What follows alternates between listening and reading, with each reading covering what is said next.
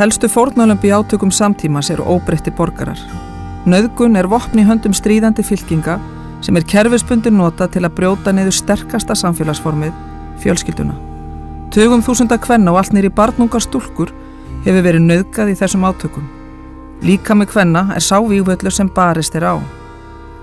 Þessi kona hjúkrunarfræðingur að mennt. Henni var rænt af uppreisnarmönnum í Sierra Leone og gert að vera kynlífsræll í herbúðum þeirra.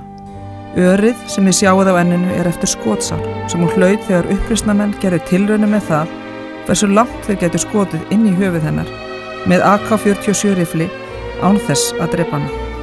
Þetta gerðu þeir eftir að hafa nauðgað henni hvað eftir annað. Helena og dóttir hennar sem 2 og hálfs árs og heitir Farah eru frá lýðveldinu Kongó. Farah ein af 1000 barna sem kom í heiminn í kjölfar nauðgunar í stríði. Tíðni nauðgana og annarra kynferðisglæpa sérstaklega há í Kongó. Svona segir Helena sögu sína. Ég var send til að kaupa salt eitt kvöldið þegar hópur hermanna tók mig með valdi. Þeir drógu mig inn í afvikið hús skammt frá markaðnum. Þeir voru 10 talsins og einn þeirra nauðgaði mér. Hann hrinti mér í gólfið og barði mig með hjálp hinna. Ég sagði honum að ég væri bara barn og að ég vildi ekki gera svona hluti. En hann hélt bara áfram eins og hann heyrði ekki í mér. Ég fann fyrir svo miklum verk í maganum. Hérna sérðu 3 fórnarlömb sýruárása í Bangladesh. Sýra ódýrt vopn og áhrifarík leið til að leggja líf þúsunda kvenna í rúst. Óendurgoldin ást og óánægja með heimannmund helstu ástæður að baki sýruárásum, en þær eru hvað algengastar í Suður-Asíu.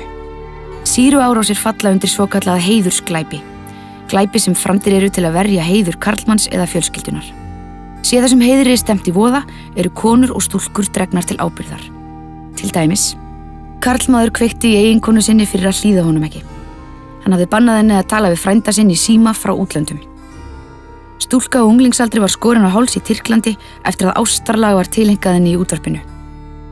Pakistansk kona var skotin til bana af eigin fjölskyldu fyrir að hafa sótt skilnað frá ofbeldisnýgðum eiginmanni.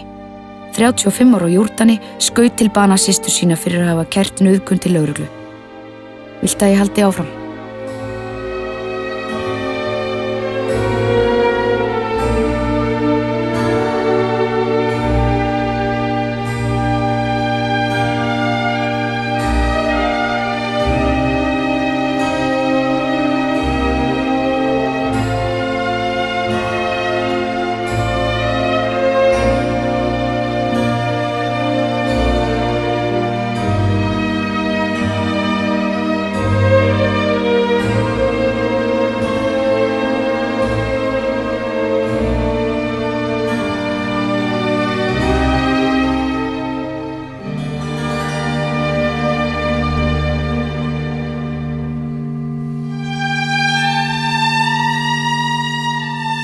Ein af hverjum 3 konum verður fyrir ofbeldi á lífsleiðinni.